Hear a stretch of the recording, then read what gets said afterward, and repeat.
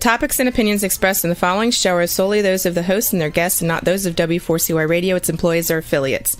We make no recommendations or endorsements for radio show programs, services, or products mentioned on air or on our web. No liability, explicit or implied, shall be extended to W4CY Radio or its employees or affiliates.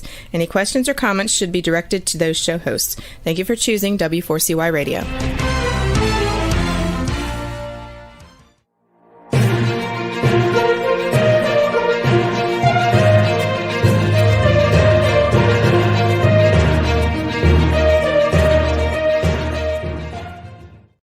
Well, welcome to the Bill Martinez Show. Great to have you with us.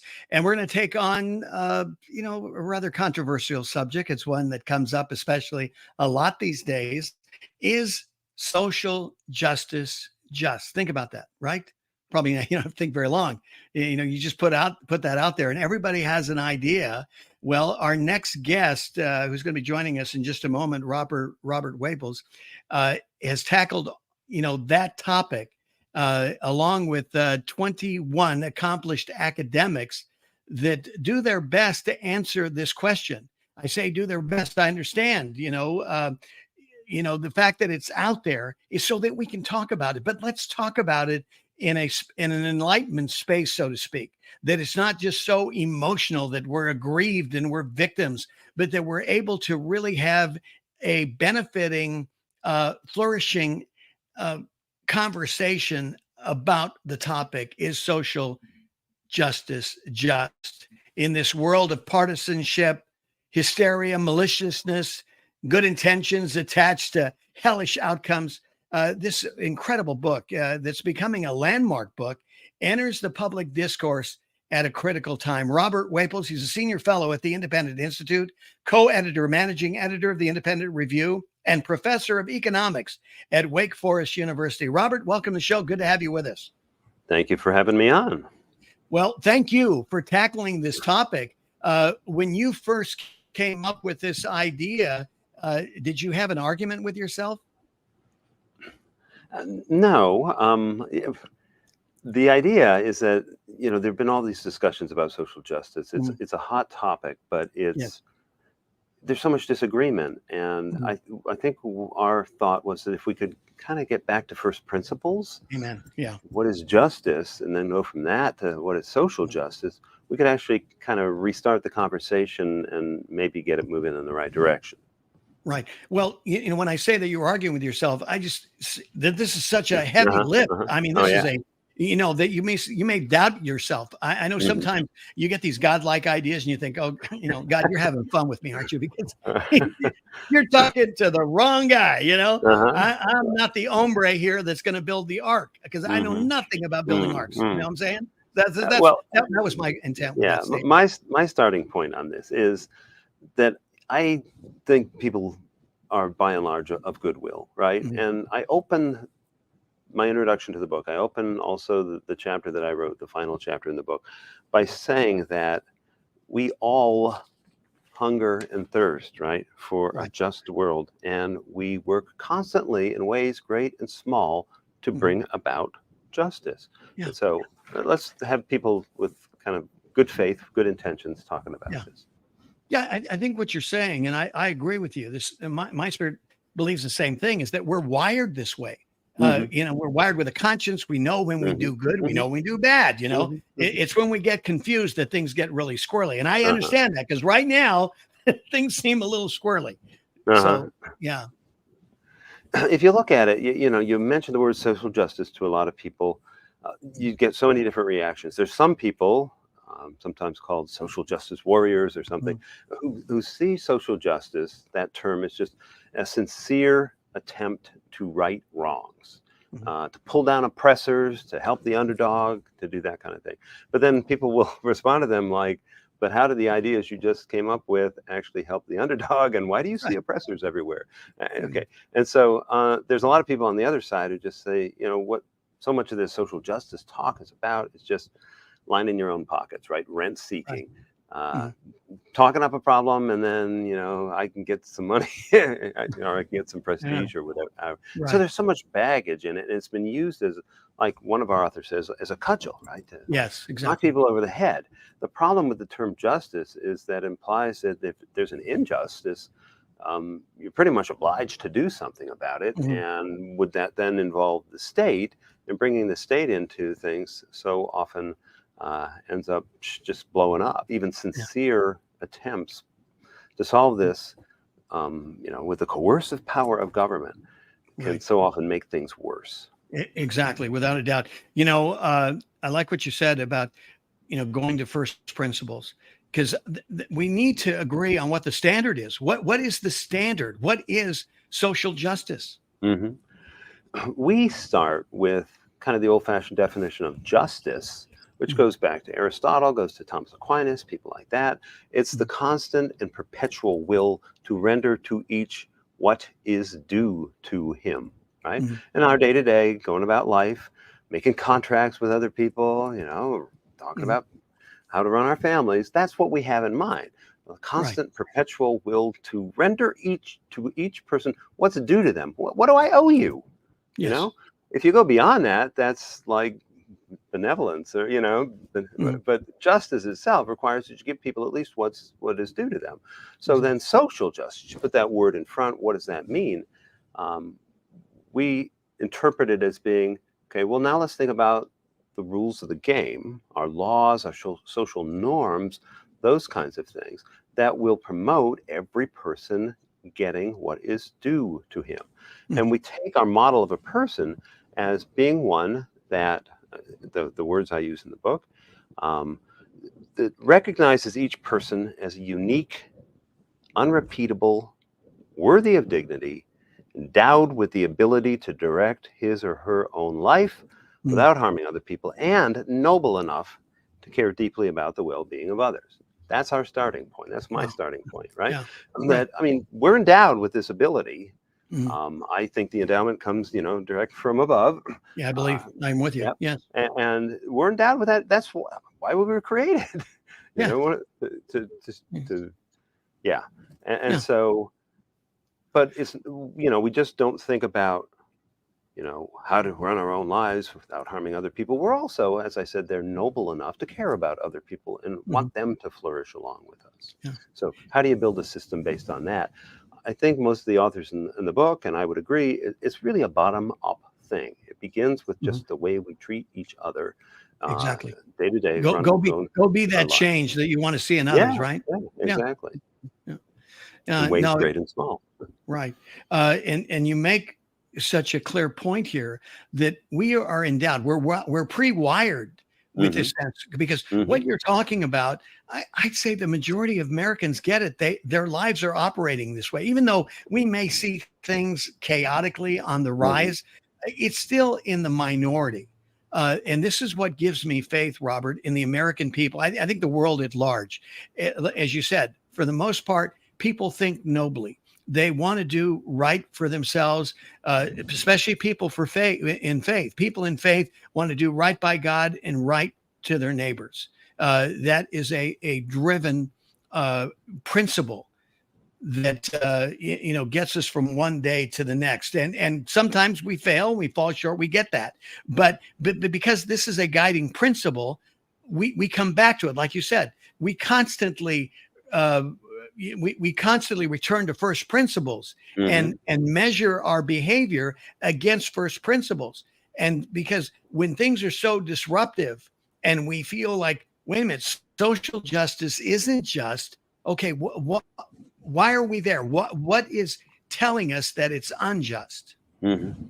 Right? Exactly. And so we need to have firm principles. And, for a Christian, I think that would go back to those 10 commandments that we heard about, and all the things that then grow up out of that. And, the things that Jesus preached in the Sermon on the Mount, and that he talked about during his entire ministry, and then suffered and died for my sins, so that we could overcome all the evil and the temptations of the world. And so to me, that's where you really have to get started. Yeah. So we get started there. We have a defining point, a standard, our North Star Mm-hmm. that we understand and we agree on. And this is an individual decision Mm-hmm. and revelation, right? And then you go and you live life in the marketplace, and then you run into people that aren't necessarily interested in justice. They're just interested in having it their way. I was on a radio talk show a couple of weeks ago talking about this, and the host, I believe he meant this in all seriousness. He said, "All I really care about is me." And I thought to myself, in fact, I think I blurted out, I doubt that's really true. Right, You know? right. But Exactly. we do run into people that all they care about is them. And there are ways that when you deal with people like that, it can work out, right? Yeah. The marketplace is especially designed to do that. You deal with often complete strangers. And what does standard economics tell us, right? There's a demand curve, there's a supply curve, there's a price that comes out, and you know what? It's a win-win situation. I teach my students this in intro right off the bat, right? There's consumer surplus, there's producer surplus. It's actually a win-win situation. Both people win. When they're not coerced to do things, when there's not fraud or theft or something like that, that's how it works out. And so we've harnessed that institution so well in our society. Of course, it doesn't solve every problem. We've harnessed it so well to tap the energy, the innovativeness, right, of these inventors and entrepreneurs, but just not the famous ones. All of us, we've harnessed that so well that we have created genuine human prosperity. I wrote a study last year where I looked at where do the poorest 5% of Americans fit into the overall income distribution. Okay. So by definition, the poorest 5% of Americans are going to be at the 5th percentile amongst Americans. Right. They're also at the 69th percentile among all people living in the world. Wow. But in the paper, I then went back and looked at estimates from economic historians and demographers, like all the people who've ever lived.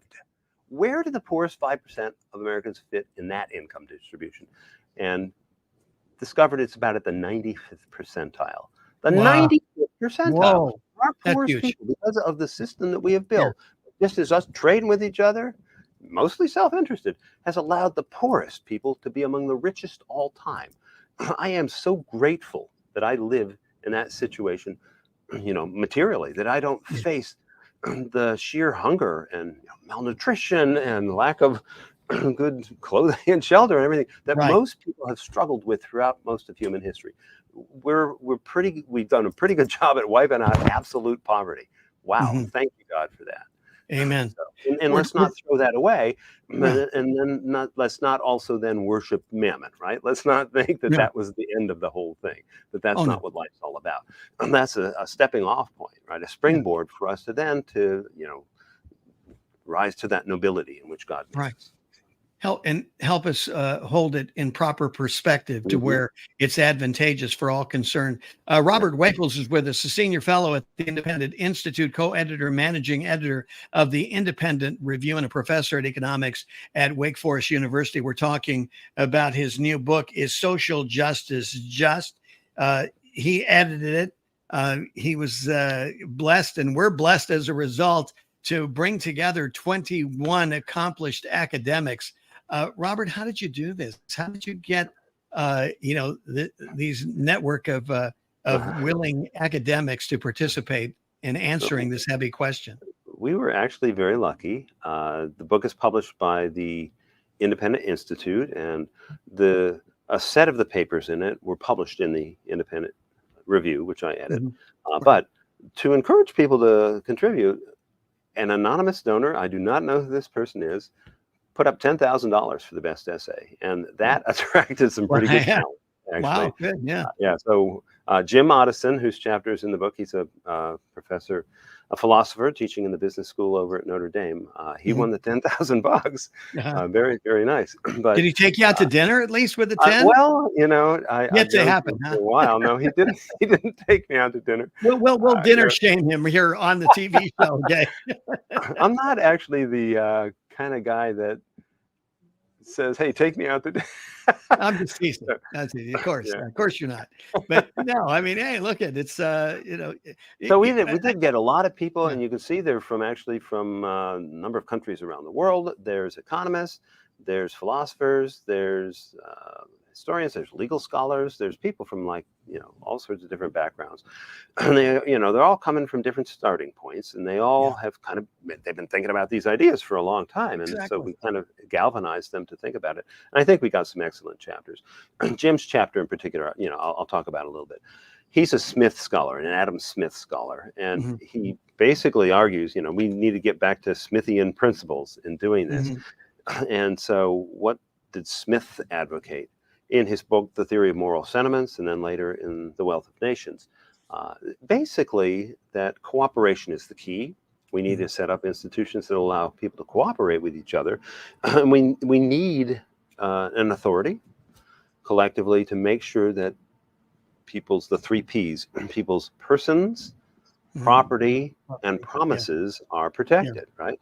And if you set that system up, you will see prosperity emerge. And it was happening at the time Smith was writing, and you can see places around the world where it's just happened like within a generation. Think about Hong Kong, think about Singapore, people living there largely from China, but now they're put in a new setting, not under the old Chinese imperial system or communist system later, but in the same kind of system Adam Smith was in, actually, the British legal system.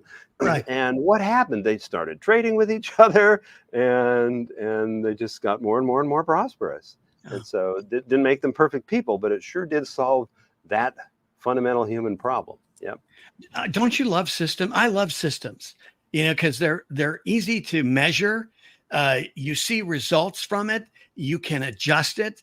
And what he addresses here, to me, I just, in my latter years of life, I've just come to appreciate it, because it's like, I'll talk about God's infrastructure at times, Robert, and God's infrastructure is so perfect.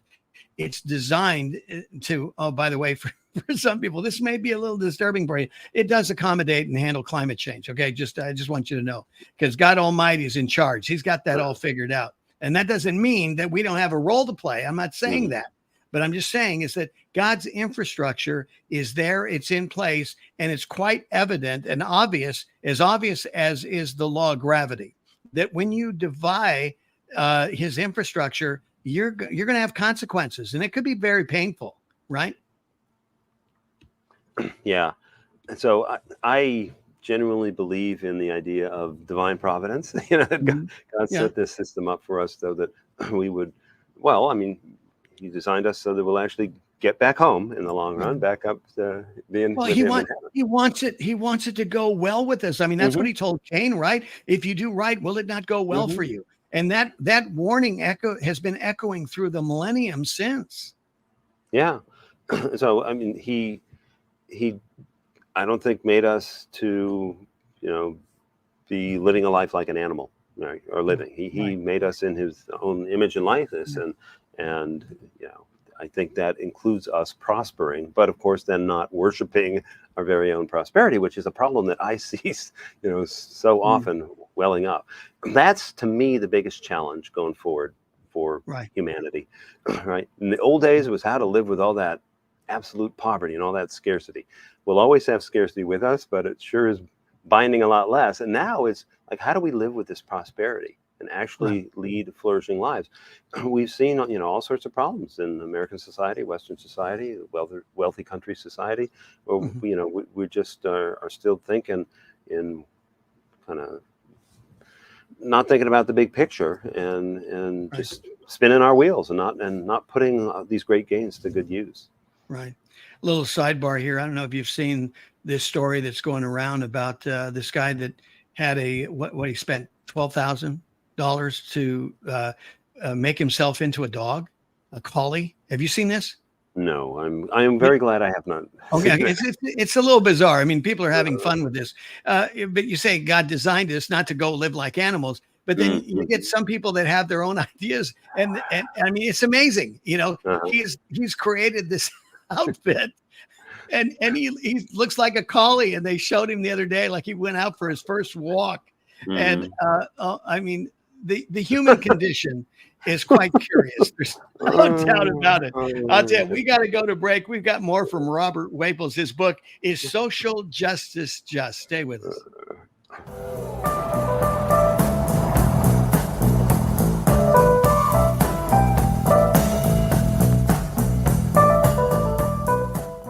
President Biden recently released a massive $6 trillion budget, the largest budget in U.S. history. And guess who pays the bill? That's right, you, the American taxpayer. American citizens and business owners will be paying more taxes. That's a fact. And if you owe back taxes, they will be coming after you to collect payments. In fact, President Biden also hired thousands more IRS agents to go after you. If you got a letter from the IRS and you know you owe back taxes or you haven't filed in years, don't put your head in the sand. Call us today. We've saved our customers millions of tax dollars. One quick, free phone call will show you how we can reduce your past tax bill and save you thousands. Guaranteed, or you pay nothing. Call now. 800-932-1597.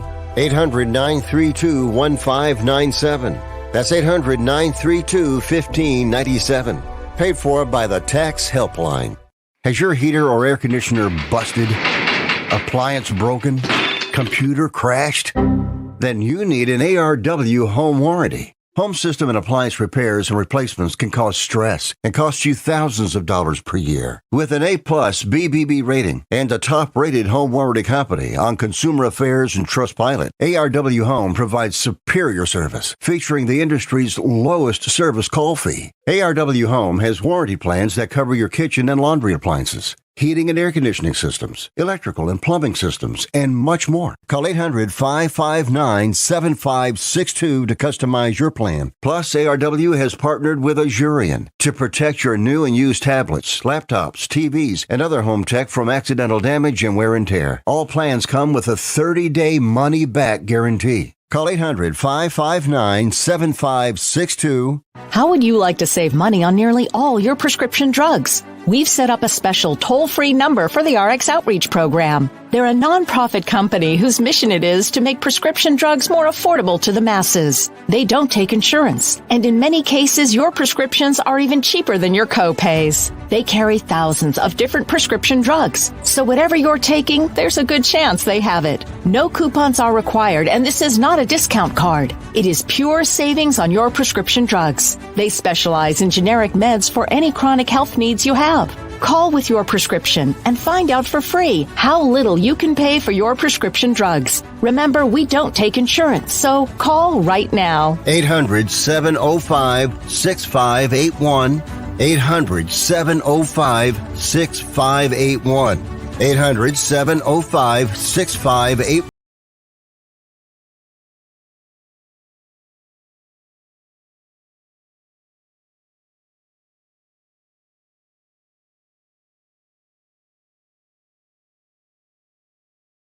Back. Bill Martinez here. Robert Whaples is with us. We're talking about his book, Is Social Justice Just? He had to take a little walk and think about somebody being dressed up and paying $12,000 to create an outfit for themselves to become a dog. Again, the human condition being what it is. I'm going to read this. It's from the jacket of the book. In the pages of the book, 21 accomplished academics seek to do justice to social justice. Inequality exists, and it obviously causes rifts in societies, but it's not obvious how the government should address those rifts, or if they should do it at all. Have we forgotten that perhaps more efficient power of personal choice and the corollary obligation to serve our neighbors to make our society more humane? Robert, you suggested as much as that when we're allowed to be free human beings, it's amazing how the economy within the design that God has established for us, it works itself out if it's allowed. But when you get government that comes in and they throw money at it, and they, in a sense, they interrupt and disrupt what God has established, then it's creating more problems than what we began with. Mm-hmm. You have shown the cover of the book several times, and it's a striking picture. It's supposed to be justice being blind with the scales, but this justice is peeking out from underneath that little blindfold, kind of tilt things to one side or the other. And that's what we can't have. And our government does that in a number of ways.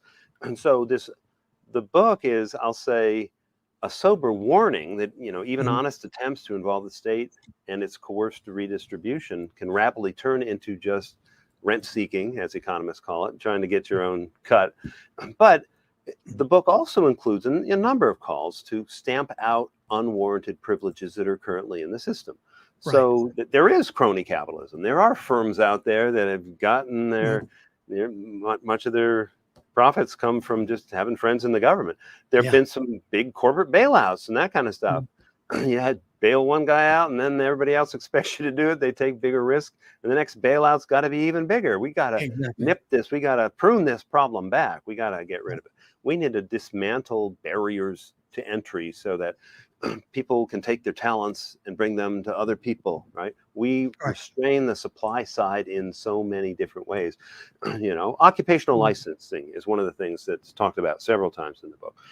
Here are people that, have these skills, but they don't, they haven't checked off the right boxes, so they don't have whatever, license they need from the government. What does that do? In simple economics, I would tell my students that shifts the supply curve in and drives the price up. And so those special insiders get bigger profits than other would, and the customer gets ripped off in the process, and those outsiders who can't jump through those hoops, they're left out in the cold. They can't even get going. Saw off the first rung on the ladder to success, as they say. Yeah. Well, of course, we're seeing a lot of this right now with, the Hunter Biden case, what's being revealed. Devin Archer had an interesting interview with Tucker Carlson the other night. And I think people are waking up and realizing, or at least going, that's right. Those guys in the Beltway, what are they selling? It's not like they got a widget. It's not that they're doing a hot dog stand or something like that. They're selling their connections. Yeah. Right. Exactly. And that is the kind of thing that I think everybody agrees we need to stamp out. And so we've got to figure out ways to do it. And it's really hard to do it, right? I don't know if you've heard of the economist Mansur Olson. He wrote this book, very influential book, The Logic of Collective Action. And so the whole problem is this. Think about it like a tariff. I always talk about the sugar tariff in class. There's this one family that owns a lot of sugar businesses, and then there's a cooperative down in Florida of sugar growers, and together they're like half the market. And so if they lobby and they get some tariff increase, boy, do they profit from it. It's going to profit them to lobby, and they lobby both parties. They do all that kind of stuff. They ended up winning, estimates like $1.5 billion extra dollars worth of profit for the industry. We consumers have to pay more, and we lose more than they win. So we lose like about $3 billion. But you divide that by the population of the U.S., and it's like less than $10 per person. And so we don't get together with pitchforks and torches and go down to Capitol Hill and say, get rid of this bad law. They're organized and we're disorganized, right? And so what we need is actually more groups, I think, like the one that, that I edited the journal for, the Independent Institute, that are fighting the good fight for the consumer, that are fighting the good fight for the people not in the special interest, out there explaining what they're doing and how they're taking advantage of everybody else. And we need to make it so that it's just embarrassing that you take some kind of cut from a special interest. Well, the deal is, are also, when you talk to them, sometimes you say, well, is that legal? And it's, it almost becomes an ethical issue. Well, it's kind of legal. Well, is it ethical? Well, you start getting into those gray areas. So again, going back to what we first talked about, first principles. See, we haven't defined first principles. If first principles are defined, then we understand that insider trading is something that shouldn't be taking place. But the legislators have been able to do an end around and still manage to do insider trading. Though I think 4 or 5 years ago, after an investigation, they said, okay, well, we got found out, so we better back off a little bit. And they backed off, I think, maybe for a couple of years. And they came back with a vengeance because they had to make up for the 2 years that they lost, right? I think sunshine is, as they say, a very powerful disinfectant, right? And so Yeah, I agree. we know, and there are organizations out there, but it's also our job. We've got to pay attention. There's a concept in economics called rational ignorance, and we voters are just rationally ignorant about most things because, it's costly to get this information. What's the benefit of us having it? Tiny. So we don't get much of the information. And, we go off and read a book or watch a baseball game or watch a show or something like that instead of paying attention. And that's how they're able to get to that equilibrium where they can get away with all of this stuff. So it's one of those almost intractable problems that you need to work relentlessly at stamping it out. And the first step is to just get up and say it's wrong. Exactly. Be doing it. Yeah, we don't have enough talking about, it's just wrong that you're doing that. Now we got, politicians and leaders and whatever all over the political spectrum who do outrageous things, and it's just getting, so that the standard of wrong, standard of what they're going to do next is just getting, more and more outrageous. Yeah. Why are you picking on me? That other guy's doing worse than I am. But, to your point, I like what Everett Dickerson said, back in the days when it was $1 million. But I think he may have said it's $1 billion here, $1 billion there. Before you know it, you're talking about a lot of money. And, this is where we're at. We're $32.5 trillion in debt, and we're moving in the wrong direction. And especially with interest prices or interest increasing. What are we about half trillion in terms of managing the debt service right off the top? I mean, we're going to be approximating $1 trillion. A lot of the debt's kind of short term. So once all the debt kind of has to roll over at the new higher interest rates, think about it. Let's say 5% interest on $30+ trillion. And that's $1.5 trillion of debt service. That starts to crowd out things that can be, the government has some roles in the economy and that it should be doing and focusing on those things instead of us just always being so short-sighted that, we keep kicking this can down the road, as they say, and this let's let the next generation deal with it. And there's another problem, and it's not one we really address in the book. I wrote an op-ed piece not too long ago. It was actually published on Father's Day and National Review Online about how we're running out of kids. People just are not having children anymore for whatever reason. When they do that, so it's not just the Chinese, right? It's not just them; it's us. People just seem to exaggerate the costs of having children, raising children, and especially minimizing the benefits. This is like the greatest thing that's happened to me in my life. Becoming getting married to a beautiful woman, having 5 beautiful children with them, right? It's a transformative experience. We got to explain that to other people. Having children, it's the greatest thing. And if we don't, not only will that make our lives worse, but it'll make those people who do have children's lives worse and their own lives when they're older, because our population will shrink. The world's population will probably start shrinking during my lifetime. And when it starts shrinking and we're this deep in debt, who's going to be able to pay off that debt? The tax levels are going to have to go through the roof. And, we'll end up, if that all plays out, being like Argentina or something like that. Well, what's so scarier about, to me, is the psychological impact that this has. I mean, you're going to have a lot of unhappy campers, right? Yes. I mean, the joys of parenthood will be lost. But then I have a colleague who's from China, and the northern part of China that has the lowest fertility rates. And she's an only child, okay? And her parents were only children. And she's a girl and the only child. She's lucky to survive. Well, she's a miracle. And so, her parents were only children too, given China's policies. That means that not only does she not have a brother or sisters, she doesn't have uncle, aunts, or cousins as well. Wow. Imagine living in a world like that.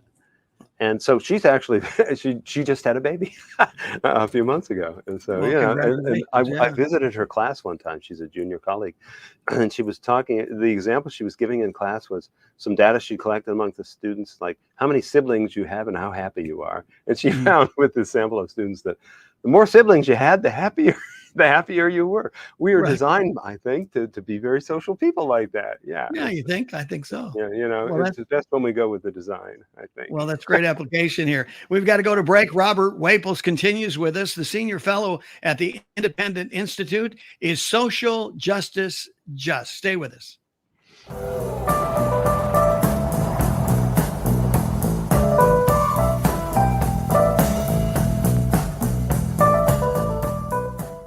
This radio commercial was made to convince you to stop speeding. We can't use siren sound effects on the radio, so we'll use other equally jarring sound effects to get your attention. Like telling you that whether you drive a little over the speed limit or a lot, you can crash just the same. You could hurt yourself or worse, others. I'm at the scene of the collision. And the damage you cause will be beyond repair. See? We didn't have to use crash or siren sounds after all. Speeding catches up with you. Brought to you by NHTSA. Hi, I'm Ronnie Deutsch, and if you or your business owe money to the IRS, I've got great news for you. Tax laws have changed. Billions of dollars are earmarked for IRS Fresh Start programs, and if you qualify, you can literally save tens of thousands of dollars. Listen, I know what you're going through. Call me if you want to speak with a tax attorney or tax professional for free. 800-247-1498. How would you like to save money on nearly all your prescription drugs? We've set up a special toll-free number for the RX Outreach Program. They're a nonprofit company whose mission it is to make prescription drugs more affordable to the masses. They don't take insurance, and in many cases, your prescriptions are even cheaper than your co-pays. They carry thousands of different prescription drugs, so whatever you're taking, there's a good chance they have it. No coupons are required, and this is not a discount card. It is pure savings on your prescription drugs. They specialize in generic meds for any chronic health needs you have. Call with your prescription and find out for free how little you can pay for your prescription drugs. Remember, we don't take insurance, so call right now. 800-705-6581. 800-705-6581. 800-705-6581. How would you like to get high-speed internet for your home for less than $2 a day? That's right. For about $50 a month, you'll get lightning fast internet. Are you paying less than $50 a month right now for your internet? Then call Whole Home Connect right now for blazing fast internet at $50 a month with no price increases, no hidden fees, no contracts, no upfront costs, no equipment fees. It's a great deal. And guess what? You can try it for 15 days. If you don't like it, you get your money back. But you're gonna love it, and you're gonna love the price. Internet for your home for $50 a month. That's less than $2 a day. Plus, no contracts, no upfront costs, no equipment fees, and our 15-day guarantee. Call now. 800-699-0358. 800-699-0358. 800-699-0358.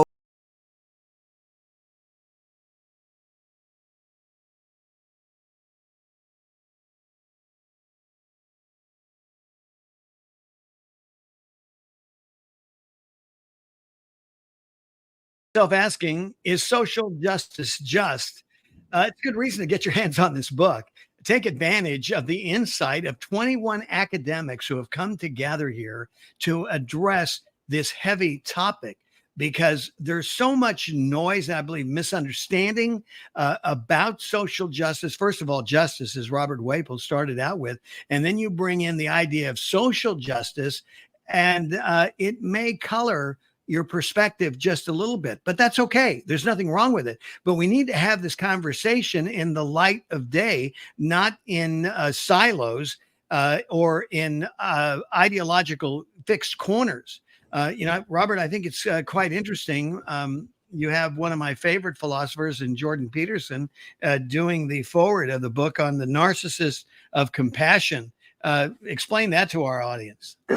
Yeah. So he draws on Nietzsche, the philosopher, and talks about how there's this spider there that basically, I kind of think of the spider, in Lord of the Rings, Shelob, who's Right.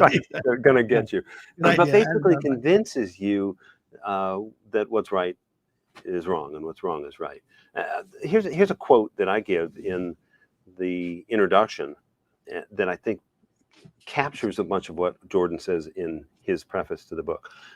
Thomas Sowell, the economist Thomas Sowell, he says that envy once used to be one of the 7 deadly sins before it became one of the most admired virtues under its new name, social justice. That's what drives so much of the social justice agenda is sheer envy for other people's success. And we were talking about the chapter by Jim Otteson. What he says we need to do is distinguish outcomes from 3 different sources, right? One source of outcomes is just luck. And we all like a certain amount of luck. We don't want everything to be based on luck. But then the second source is decisions that we've made that we're entitled to make. And then the third source of outcomes is decisions we've made that we're not entitled to make. We need to focus on the third thing. We need to focus on, getting rid of crony capitalism, that kind of stuff. Decisions people are making that they're not really entitled to make. Allow a certain amount of luck and focus on, just decisions that people make that they're entitled to make. If they are entitled to make those decisions, then we can't really second judge it just because we don't like the way it ended up happening.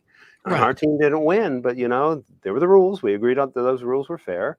Right. And that's the way the game ended up. He's got a really good example he uses of like this guy who's dating this girl. He's about to pop the big question.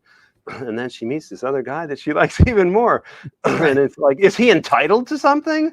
No, it was darned unlucky that happened to him, but they haven't made a contract. They hadn't, whatever. He's just, and so the same thing, like then for a store, there's a store and you were going there all the time and you love the store, a coffee shop, and then another one opens up across the street. You go there, you like it better, and the other poor store goes out of business. Like, are they entitled to some kind of compensation? No, you were entitled, we're made by God with this ability to make our decisions like that. If that's what's, causing the chips to fall, then that's, we got to accept differences that are going to be based on that. But if the rules are rigged, that's where we got to. Well, that's a different story. Yeah, exactly. Yeah, altogether. But I think that what's happened in this culture, particularly, it seems like in this last generation, I've often said, Robert, is that parents are afraid, for their children to get boo-boos. I say, go out there, go scrape up some knees, go fall out of trees. Remember when you were a kid and you went to the park? Yeah, exactly. And there was a big old slide and it was metal. Yes. And you first you went down the baby slide and then you conquered that. Now I'm going to go down the big slide.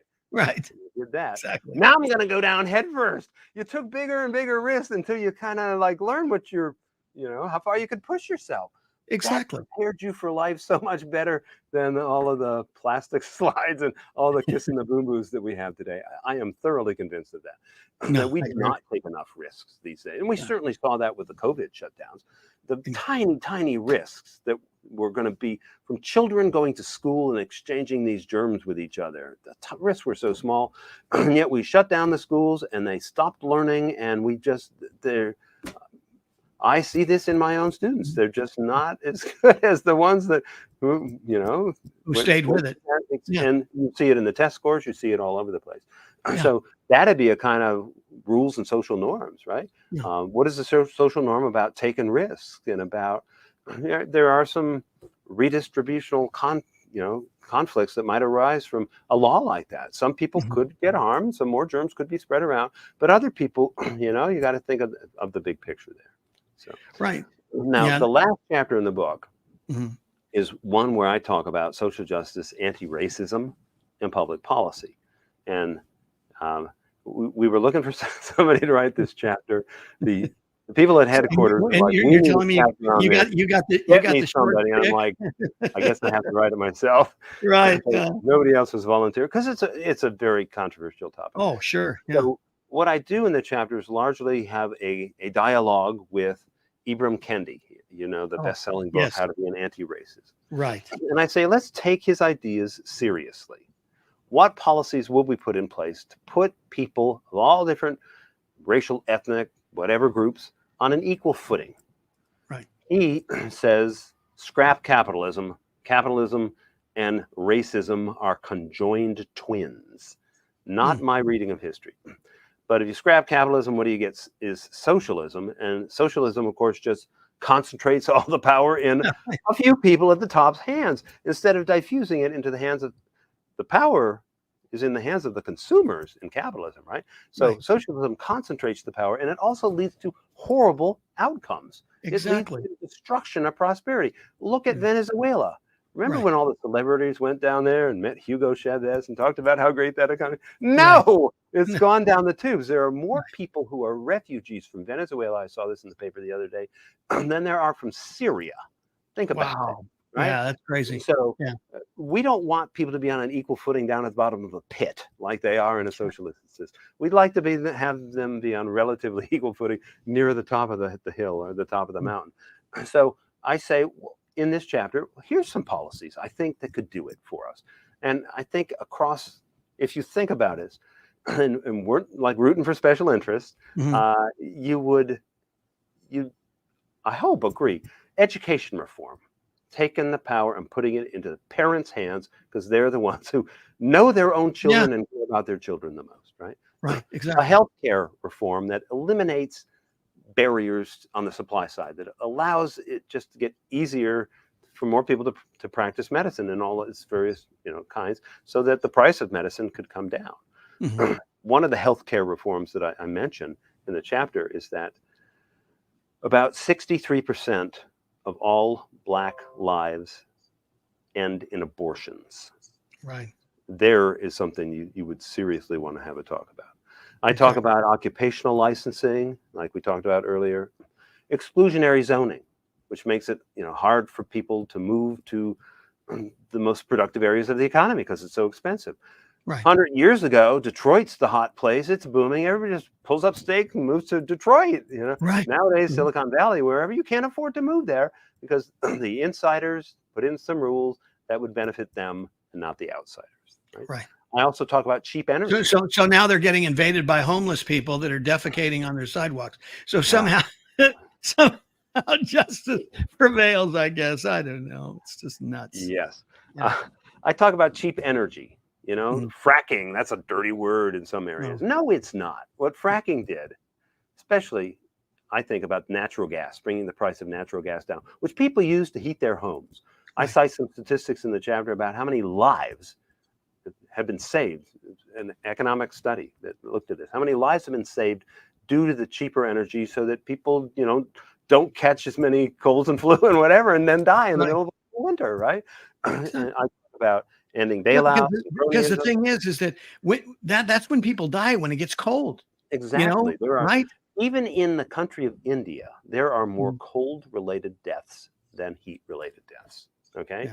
So I read, Willa Cather, My Antonia, classic work of literature, set in the prairies of Nebraska back in the late 1800s. She's got a chilling quote there about how cold is our greatest enemy. Yes, cold is much more of we're designed to live in hot places if you think about it. We got these when you look at the history of the world, when the expansion took place, it expanded when heat was there. When it was evident, right? When there was a clear difference between heat and cold. Yeah. When it constricted was during the cold periods. But I guess you have to ignore all those ice ages were very bad for us. Yeah.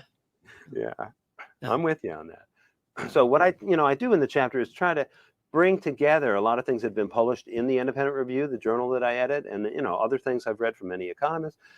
I think these are things that if you weren't worrying about the special interest, you would say, yeah, we should do that policy, this whole range of policies that will just make life especially better off for the poorest people.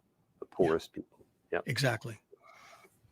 What a huge difference. I mean, that's and that is an excellent chapter, and God bless you for taking that on.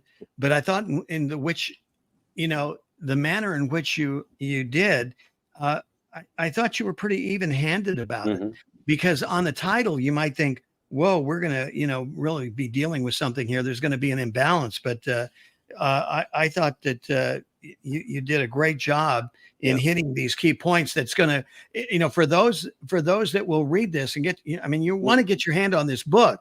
I mean, this is going to go a long way, because we firmly believe in this show that, knowledge is power, and information, the right information, should lead to the right action. And, and this helps us in that direction, Robert. I can't thank you enough for it. It's great. And I tried to, in that chapter, and I know that all of our authors tried to do this, to approach this question with humility. Like, I'm not omniscient, Exactly. God's omniscient. I'm certainly not. And so there are other people who know things that I don't know. Yeah.